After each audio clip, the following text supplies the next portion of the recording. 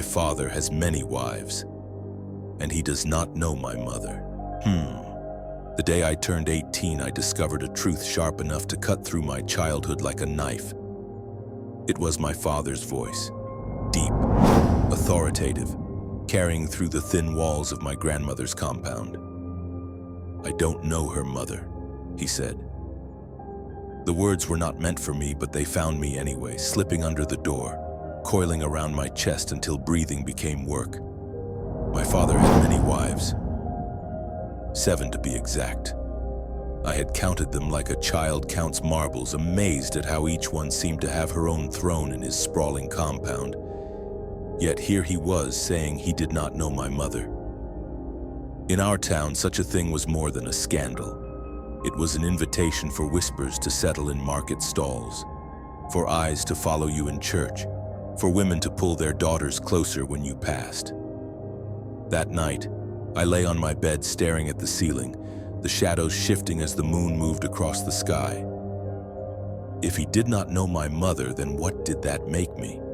A mistake? An intruder in my own bloodline? Or something far more dangerous? The living proof of a secret that could burn the family to the ground. Father's house was a kingdom, and each wife a queen in her own right. The first wife, Margaret, ruled the kitchen and the traditions. Every meal passed through her approval. The second wife, Teresa, controlled the finances. Even father's moods seemed to rise and fall with her ledger. The third wife, Beatrice, had the ear of the church elders. The fourth, Anne, was a quiet storm. She rarely spoke, but when she did, the room shifted. The fifth, Ruth, was the mother of Michael, my father's pride. The sixth, Esther, was beautiful and deadly, a woman whose smile could slice you.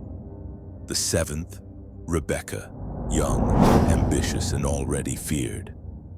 I had been allowed in the compound only under my grandmother's escort. "You will not sleep here," she would remind me, as if the walls themselves might swallow me whole. But now, standing in the courtyard, the smell of fresh yam porridge rising from the kitchen, the sound of wives exchanging coded insults, I understood something. This was not a home. This was a chessboard, and every piece was alive, calculating its next move. Michael, son of Ruth, was everything my father wanted in an heir. Tall, with a voice that carried weight even when saying nothing. His shadow filled every hallway. Daniel, son of Beatrice, was different. He carried rebellion in his smile, and he looked at me in a way that made my stomach twist. A way no stepbrother should look at his father's, whatever I was. We all knew the rules. Alliances were made over plates of jollof rice, betrayals whispered in the shade of the guava tree.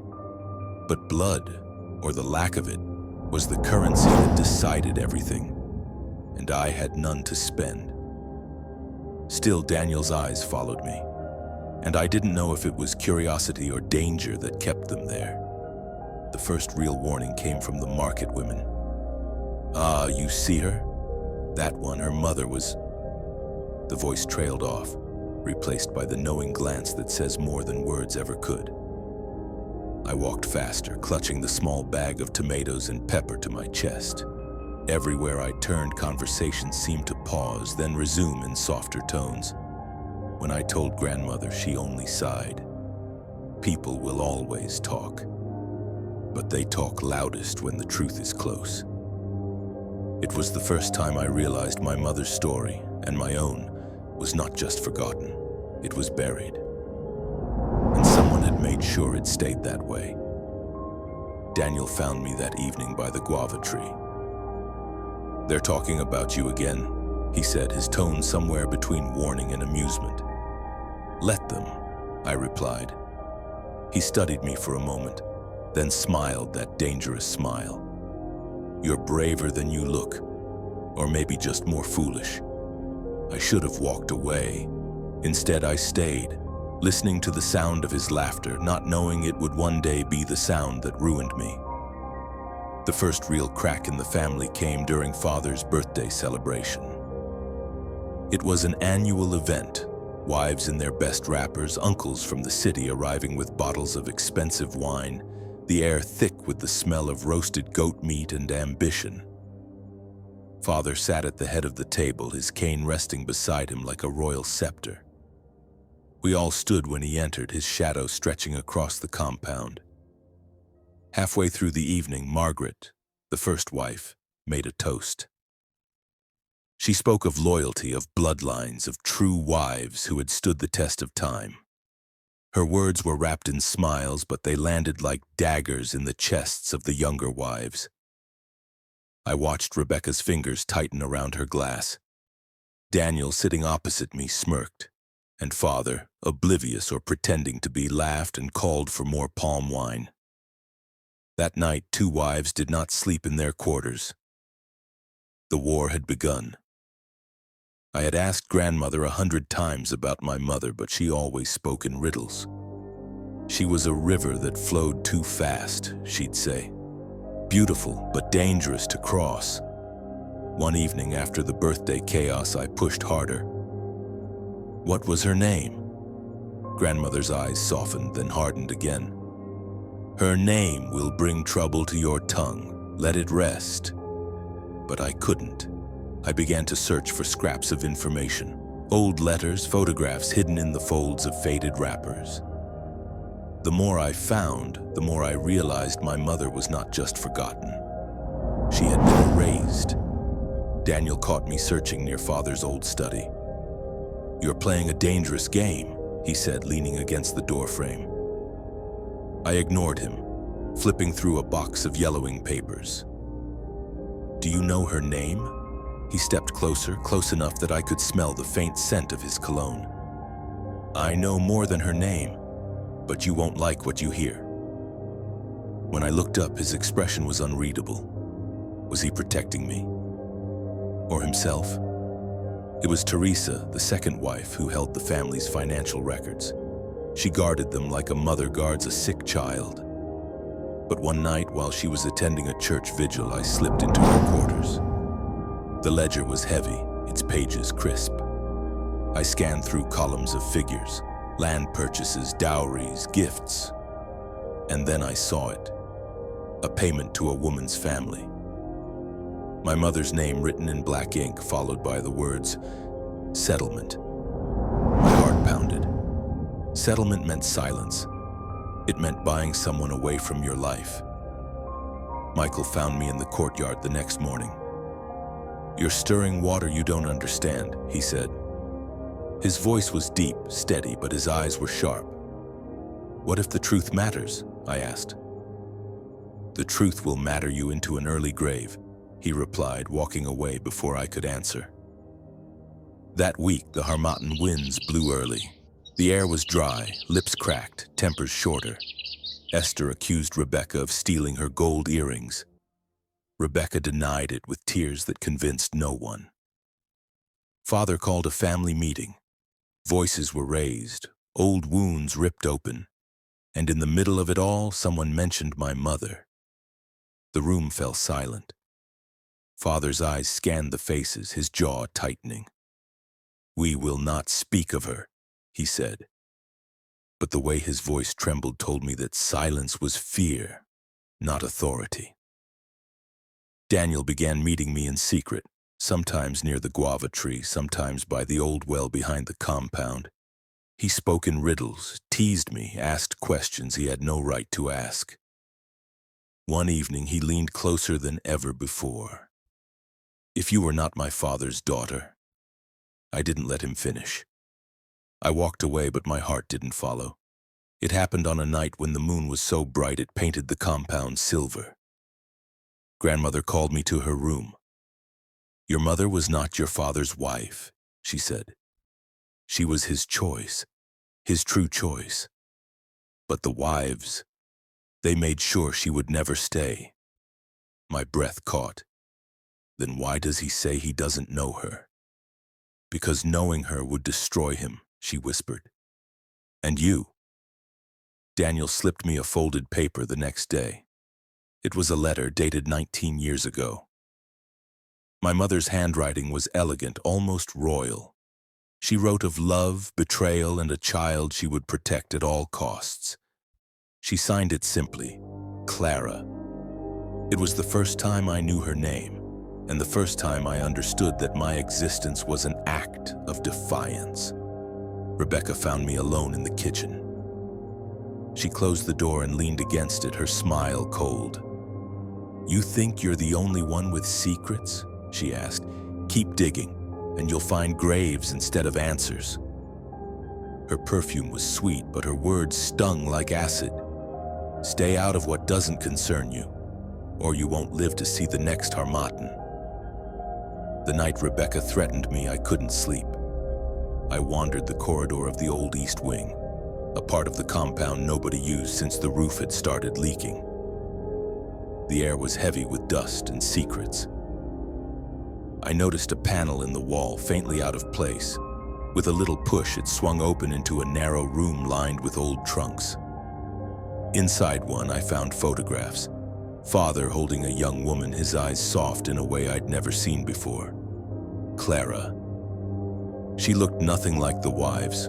No elaborate head ties, no jeweled necklaces. Just a simple dress and a smile that could make a man start wars. I decided to confront Father. At dawn, I walked into his private quarters holding one of the photographs. His face drained of color the moment he saw it. "Where did you get this?" His voice was low but dangerous. "In the house you built," I replied, "and tell me who she was to you." He stared at me for a long moment, then said, "She was my mistake and my miracle, and she cost me everything." Before I could press further, Margaret walked in. She saw the photograph and froze. Margaret's voice was calm, but her eyes burned. "You kept that woman in your heart all these years?" "She was my wife," Father said quietly. "No," Margaret snapped. "We are your wives. She was a stain on this family." I had never seen Father look so small. In that moment, I realized that the man I feared was just as trapped as I was. Daniel came to me that evening drunk. "You think you're uncovering a love story," he slurred. "You're uncovering a war." He touched my face, and something in his eyes made me step back. "If the old man falls, we all fall," he whispered. "And maybe that's not so bad." It was then I understood. Daniel wasn't just hiding secrets. He was ready to burn the whole house down. Margaret called an emergency meeting. All wives, all children. The tension was thick enough to choke on. She accused me of bringing shame to the family by digging up dead bones. Teresa and Esther nodded, their voices rising in agreement. Father sat silent, looking older by the second. Then he stood and said, "If shame has come, it is because of what we did, not what she has found." The wives erupted. That night, the compound was no longer a home. It was a battlefield. Teresa approached me privately. "I can make this all go away," she said. "A money, school abroad, a new life. But you must leave and never speak of Clara again." I almost laughed. "You want to buy me off the way you bought her off." Her smile didn't falter. "It worked once. It can work again." Grandmother fell ill soon after. On her last night, she took my hand. "Child, do not let them turn you into silence.